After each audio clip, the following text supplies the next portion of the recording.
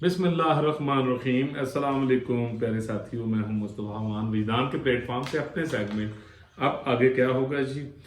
मियाँ साहब की आमद है और आपने थंबनेल पर देख लिया होगा जी, पढ़ लिया होगा। नवाज शरीफ खुशहाली की आमद, फसादियों की चीखें, आवाम से क्या कहेंगे, अब आगे क्या होगा। अच्छा जी, जैसे कि साथियों आपको पता है कि मियां मोहम्मद नवाज शरीफ साहब साबिक वज़ीर आज़म पाकिस्तान और पाकिस्तान मुस्लिम लीग नून के जो ताहयात यानी कायद हैं, वो आज पाकिस्तान, आज शाम को पाकिस्तान तशरीफ ला रहे हैं और इस्लामाबाद में, लाहौर में सॉरी, एक बड़े मीनार पाकिस्तान पे एक बड़े जलसे से यानी खिताब करने लगे हैं। तो मियाँ साहब की जो जी आमद है, यानी मेरे लिए तो कोई इतनी ज़्यादा हैरानगी की बात नहीं है। तो ये अजिज तो 2017 जब वो वज़ीर आज़म थे, यानी जब उनको अभी नाअहल नहीं किया गया था और दस्तूरी मुजरिम सुप्रीम कोर्ट में बैठे हुए जो सहूलतकार टोला था, साकिब नसार और वो जो सारा टोला था, उनकी मदद से जब एक जमहूरी हुकूमत का खात्मा यानी करना चाह रहे थे और किसी कठपुतली को लाना चाह रहे थे, तो ये आज तो उस वक्त भी लिख रहा था कि काम ना करो, क्योंकि at the end of the day तो फिर उन्होंने मना के ते हर तरह की मिन्नत तरला करके ले आना पड़ेगा। तो मेरे लिए तो, और इस बार मुझे बड़ी तनकीद का भी सामना करना पड़ा, दोस्तों से बड़े फकड़ भी सुनने पे सारा कुछ ही। तो मेरे लिए तो ये अचंभे की बात नहीं। तो मैंने उस वक्त भी ये लिखा था कि पाकिस्तान 100% दस्तूर और नवाज शरीफ के बगैर नहीं चल सकता। तो आज कुदरत वो जो लफज बलफज है उसको पूरा करने जा रही है। तो आने वाले दिन और बहुत सारी चीज़ें जी कर देंगे, साबित कर देंगे। तो यहाँ जैसे कि आपने थंबनेल देखा जी कि नवाज शरीफ खुशहाली की आमद, जैसे कि आपको पता है कि 2017 में जब मियाँ साहब हुकूमत में थे और उससे पहले उनके अदवार अगर आप देखें कि जब 2013 में उनको हुकूमत मिली, तो उससे पहले आपको पता है कि जब परवेज मुशर्रफ ने आइन के साथ खलवाड़ करते हुए 12 अक्टूबर को एक इलेक्टेड गवर्नमेंट को ख़त्म करके मार्शल लॉ लगाया इस मुल्क में, और फिर 2002 के जो रेगड इलेक्शन उसने करवाए और फिर उसने जो पार्टीज को तोड़ा, फिर एक जो कठपुतली हुकूमत बनाई, पहले जफरुल्लाह जमाली आया, फिर उसके बाद चौधरी शुजा साहब थोड़े अरसे के लिए कठपुतली बने, और फिर एक अजीबो गरीब कोई पता नहीं कितों कोई शायद नाजिल हुई सी, शौकत तरीन था शायद उसका नाम, अब मुझे तो ऐसे लोगों का नाम भी याद नहीं होता। तो यानी वो पाकिस्तान की सालमियत के साथ खेलता रहा परवेज मुशर्रफ के साथ मिलके, और इस दौरान मियाँ साहब एग्जाइल्ड में चले गए और इनकी पार्टी 14 सीटों के साथ जो है वो सर्वाइव करती रही। मखदूम जावेद हाशमी साहब बहुत बड़े लीडर है, मेरे भी लीडर हैं जी, उनकी सुपरविजन में। और फिर आपने देखा कि यहाँ पर जो चूं चूं का मुरब्बा, जो सियासी गिद्ध यानी हुकूमत में आए, और उन्होंने फिर जिस तरह यहाँ खलवाड़ की और दस्तूरी कुव्वतों को पीछे धकेलने की कोशिश की, परवेज मुशर्रफ जिस तरह दस्तूर के साथ खलवाड़ करता रहा, इसी दौरान उसने सुप्रीम कोर्ट के साथ खलवाड़ किया, और फिर 2008 में जिस तरह वो निकला, यानी वो सबके सामने, और उसके बाद पाकिस्तान पीपल्स पार्टी की जब हुकूमत आई, तो फिर वो जो दस्तूरी मुजरिम है उन्होंने जनाब अपने खलवाड़ करने शुरू करते, कभी किसी कैनेडियन बाबे को बुला रहे हैं, कभी किसी को बुला रहे हैं। इसी दौरान 18वीं तरमीम भी मंजूर हुई, यदि आज तक सारे चीखा निकल रही हैं। और उसके बाद फिर आपको पता है मियाँ साहब को जब पाकिस्तान मिला, तो वो परवेज मुशर्रफ और बाकी जो दस्तूरी मुजरिम थे उनकी जो बदअमालियाँ थीं, उनकी वजह से मुल्क अखलाकी लिहाज से, माशी लिहाज से, ठीक है, और जो इंटरनली जो हमारी सिचुएशन थी, दहशत गर्दी और जो जिस तरह लाल मस्जिद का उसने खलवाड़ किया, और उसके बाद जो पाकिस्तान में बम धमाके मुशर्रफ के दौर में शुरू हुए, तो जो हर तरह की इंडस्ट्री आपकी यानी तबाह बर्बाद यहाँ पर हो गई, और इवन आर्ट कल्चर की इंडस्ट्री आपकी ख़त्म हो गई, लोग बेरोजगार हो गए। तो ये सारा परवेज मुशर्रफ की जो बदअमाली और उसके दौर की जो थी, ठीक है जी, वो कुछ पीपल्स पार्टी ने समेटी, उनको संभालने की कोशिश की। तो उसी दौरान दस्तूरी मुजरमों ने सहूलतकारों के साथ मिलके तो गिलानी साहब को फारिग किया और खाताला फ्रॉड करके। तो मेन टारगेट था पाकिस्तान का दस्तूर और दस्तूरी क़यादत। फिर आपको पता है जब 2013 में मियाँ साहब को पाकिस्तान मिला, जिन हालात से यानी वो मिला, और उसके बाद उन्होंने जब उसको بہتر کرنے کی کوشش کی، اور چائنا کے پریزیڈنٹ بھی آ رہے تھے، سی پیک کا کام ہو رہا تھا. تو جو دستوری مجرم، اب جن کا نام لیا جاتا ہے کہ جو لندن پلان تھا اس میں کون کون سے دستوری مجرم تھے، پھر جو دوسرے دستوری مجرم جو دھرنے کراتے رہے ہیں، ٹھیک ہے جی، اور اوپر سے عوام کے سامنے یعنی بڑے یعنی بنتے رہے ہیں، تو وہ سارا کچھ آپ کے سامنے. اس کے باوجود 4 سالہ دور میں میاں صاحب نے جو ڈیلیورنس دی معاشی طور پر، سفارتی طور پر، پاکستان کو کھڑا کیا، GDP 6 پوائنٹ تک چلی گئی، لوگوں کو روزگار ملنا شروع ہو گیا، ڈالر کنٹرول، معیشت بہترین، اور اس کے بعد جناب یعنی نوکریاں، اچھا میرٹ، صحت پر پیسہ لگایا گیا، تعلیم پر پیسہ لگایا گیا، اور لوگوں کو بنیادی سہولتیں، اور ان ٹرین اور یہ جو لگژری قسم کی سہولتیں جو پوری دنیا میں چل رہی ہیں، ٹھیک ہے جی. تو اس کا کریڈٹ بھی میاں نواز شریف صاحب کو کہ 4 سال ان پاکستان کے دشمن اور جو دستوری مجرم تھے ان کے کھلواڑوں کے باوجود، ٹھیک ہے جی، کبھی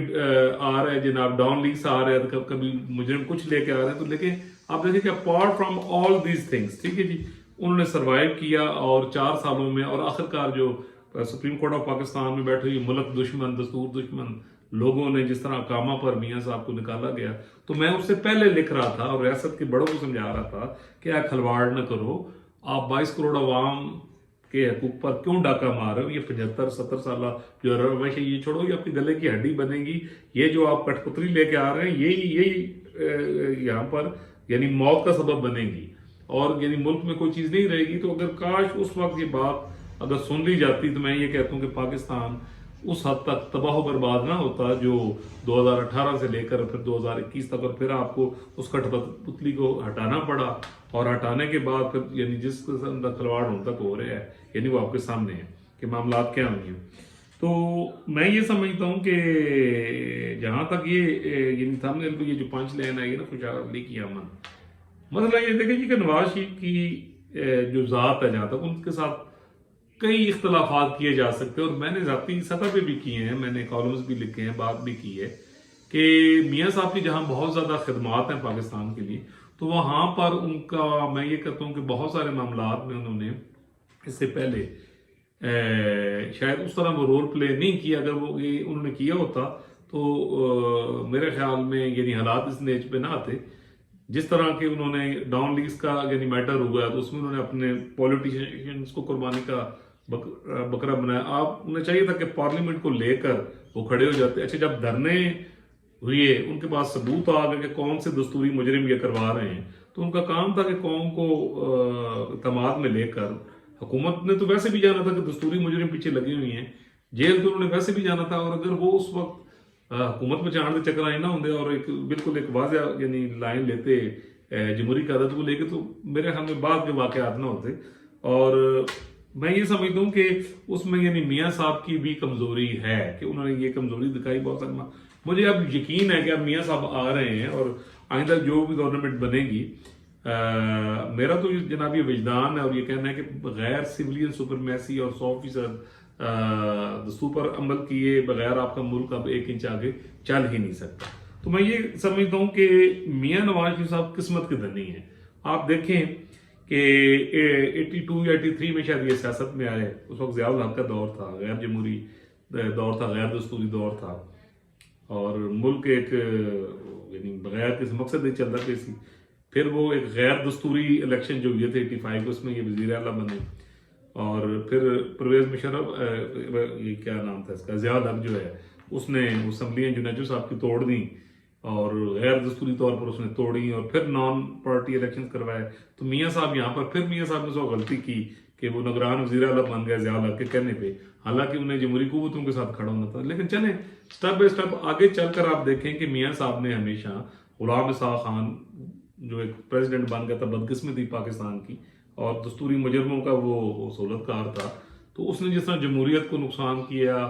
ٹھیک ہے جی، 2 گورنمنٹس بھیجی اس نے اپنے ہاتھ سے، اور میاں صاحب نے اس کا مقابلہ کیا. میں یہ سمجھتا ہوں لڑتے لڑتے کتنی دفعہ نکالا گیا، میاں صاحب دوبارہ عوامی حمایت کے ساتھ آئے. تو میں یہ کہوں گا کہ اللہ تعالیٰ کی ایک جو خاص رحمت ہوتی ہے، دیکھیں دنیا کی آپ ہسٹری اٹھا کے دیکھ لیں تو میاں نواز شریف صاحب نے جس طرح حالات کا سامنا کیا ہے اور دستوری مجرموں کو اور پاکستان کے غداروں کو जिस तरह शिकस्त देकर वो दोबारा यानी हुकूमत में वापस आए और अवामी खिदमत की है, तो ये अल्लाह ताला की मदद के बगैर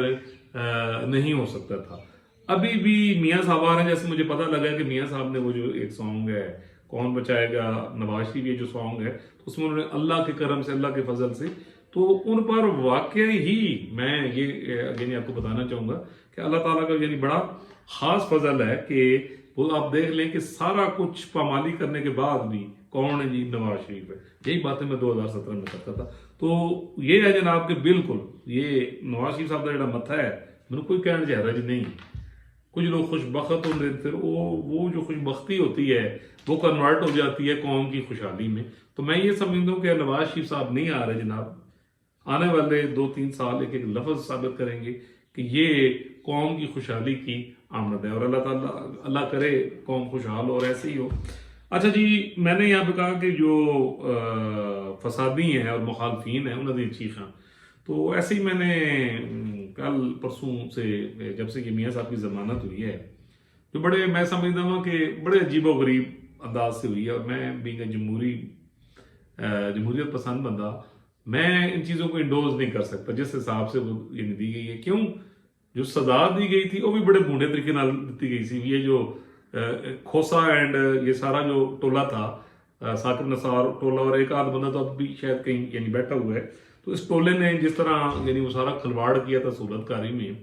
तो फिर उससे ज्यादा मैं ये समझता हूँ कि यानी फिर ऐसे कामों में फिर जनाब लोहा ही कटता है, ये तो यानी होता ही है। तो उसमें मैं देख रहा था कि वो वाले चैनल जिन्होंने बड़ा रौला पाया था, जिन्होंने एक 2 एंकर होना दौड़ गए जनाब लंदन टुर गए, तो जाके चीखा मारते पे हैं, झूठ बोलते पे हैं और अवाम को यानी गुमराह कर रहे हैं। तो वो उनकी एक उसमें एक बाबा जी हैं जो एक उस एंकर के साथ आते थे, एंकर तो नहीं क्योंकि वेटर टाइप सी, ते वो बस